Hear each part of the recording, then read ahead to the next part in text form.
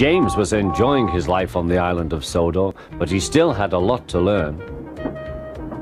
"You're a special mixed traffic engine," said the Fat Controller. "You can pull coaches or trucks quite easily, but you must learn by your mistakes." James knew what the Fat Controller meant. He could well remember that dreadful accident on his first day. "Be careful with the coaches, James," said Edward. "They don't like being bumped." Everyone came to admire James. "I'm a really splendid engine," he thought, and suddenly let off steam. A shower of water fell on the Fat Controller's nice new top hat. Just then the guard blew his whistle, and James thought they had better go. Go on," he puffed to Edward. Don't push," replied Edward. The coaches were grumbling too. Don't go so fast! But James didn't listen.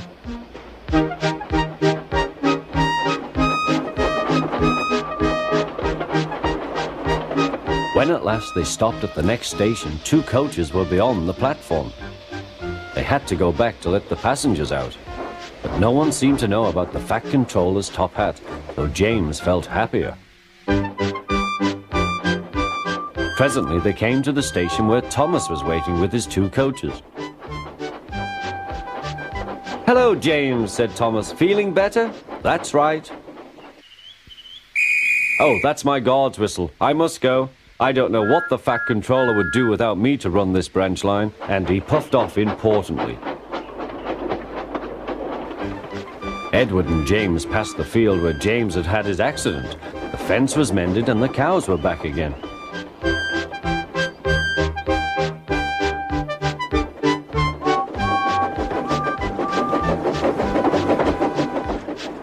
They ended their journey and rested before setting off for home. James was still wondering what the Fat Controller would have to say about his top hat.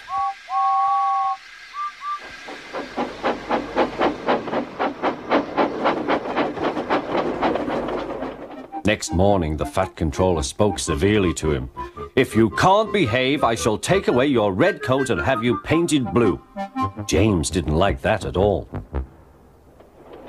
He was very rough with the grumbling coaches as he brought them to the platform. "Don't talk, come on," he called to them. "Gordon never has to fetch his own coaches," he thought to himself, "and he's only painted blue." To make James even more cross, this time no one came near him. "I'll show them," he thought. "They think Gordon is the only engine who can pull coaches."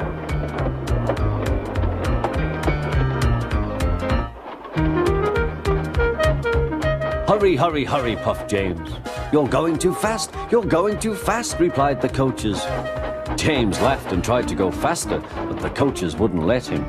"We're going to stop," they said. "We're going to stop."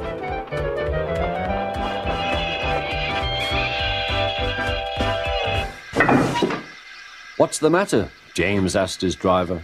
"The brakes are hard on. Leak in the pipe, most likely. You've banged the coaches enough to make a leak in anything."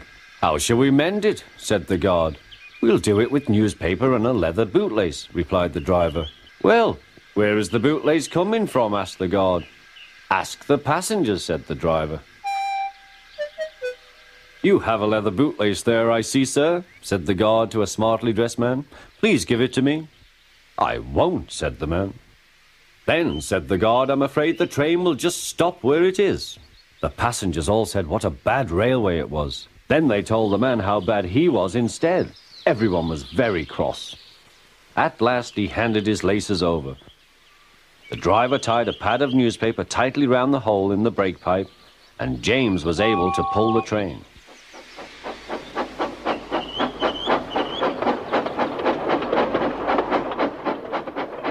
But he was a sadder and wiser James, and took care never to bump coaches again.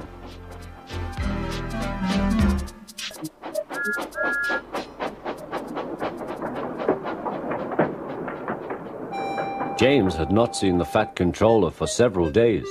He was left alone for being naughty, and was not even allowed out to push coaches and trucks in the yard. "Oh dear," he thought, "I shall have to stay in the shed for always, and no one will see my red coat again. All because I went so fast I made a hole in one of my coaches that had to be mended with, of all things, A passenger's bootlace. At last the fat controller arrived.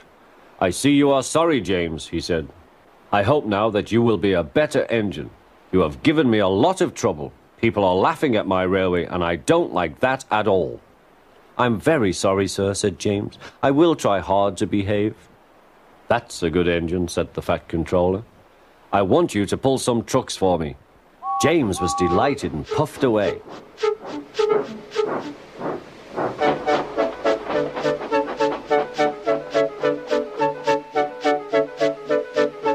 "Here are your trucks, James," said Thomas. "Have you got some bootlaces ready?" And he ran off, laughing. Oh, said the trucks. "We want a proper engine, not a red monster." James took no notice and started as soon as the guard was ready. Come along, he puffed. We won't, screamed the trucks. But James didn't care, and he pulled the screeching trucks sternly out of the station.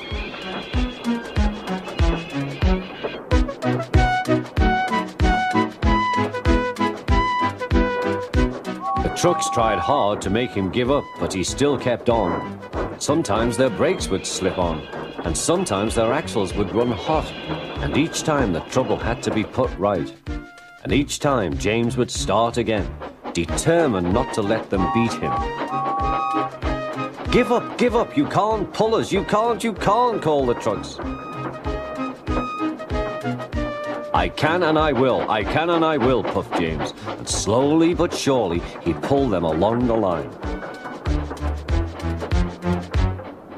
At last they saw Gordon's hill.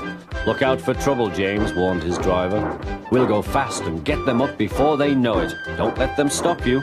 So James went faster, and soon they were halfway up. I'm doing it, he panted. Will the top never come? Then, with a sudden jerk, it all came easier. I've done it, he puffed. Hooray! It's easy now. But his driver shut off steam. They've done it again. We've left our tail behind. Look. The last trucks were running backwards down the hill. The coupling had snapped. But the guard stopped the trucks and got out to warn approaching engines. That's why it was easy, said James, as he backed the other trucks carefully down. What silly things trucks are. There might have been an accident. Shall I help you, James? Called Edward. No, thank you, answered James. I'll pull them myself. Good. Don't let them beat you. You're doing well, whistled Edward, as James slowly struggled up the hill. I can do it, he puffed. He pulled and puffed as hard as he could. I've done it, he panted.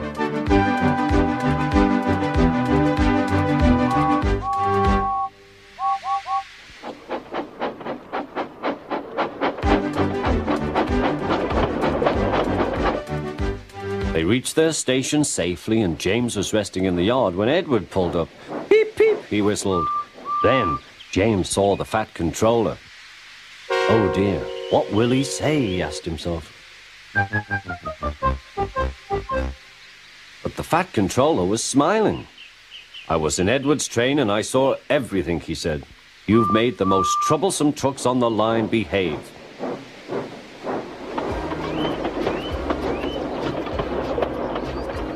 After that, you deserve to keep your red coat.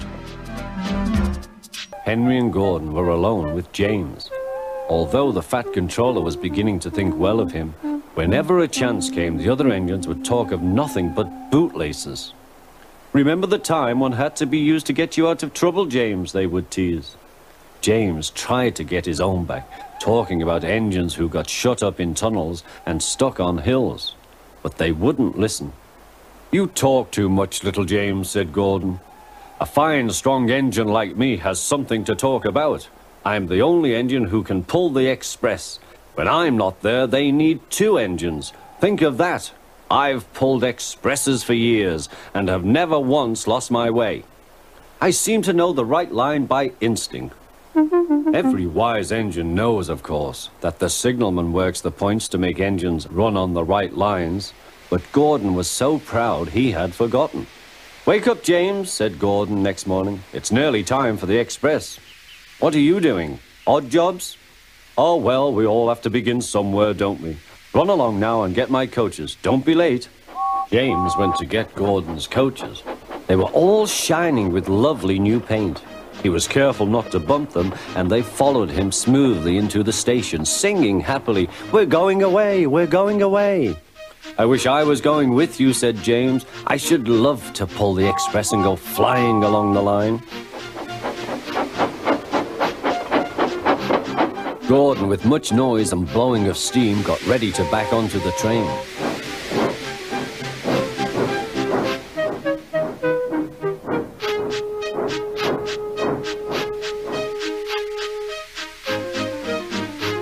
The Fat Controller was on the train with other important people, and as soon as they heard the guard's whistle, Gordon started.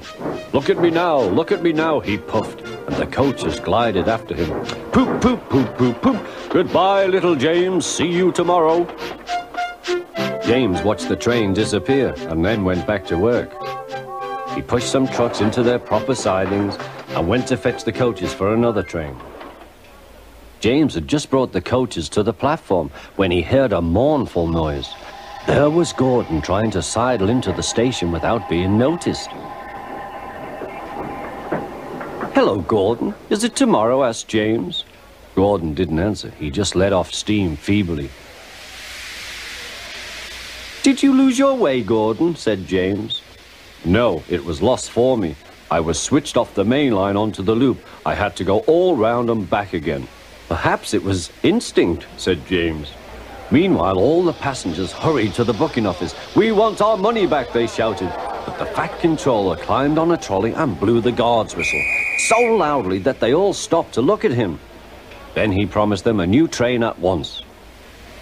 "Gordon can't do it," he said. "Will you pull it for us, James?" "Yes, sir, I'll try."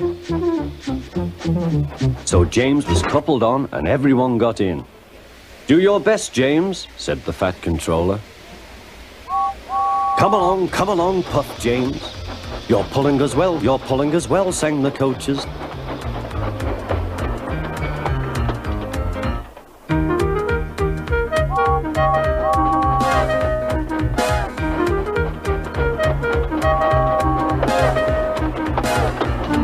Bridges and stations flashed by, the passengers cheered, and they soon reached the station.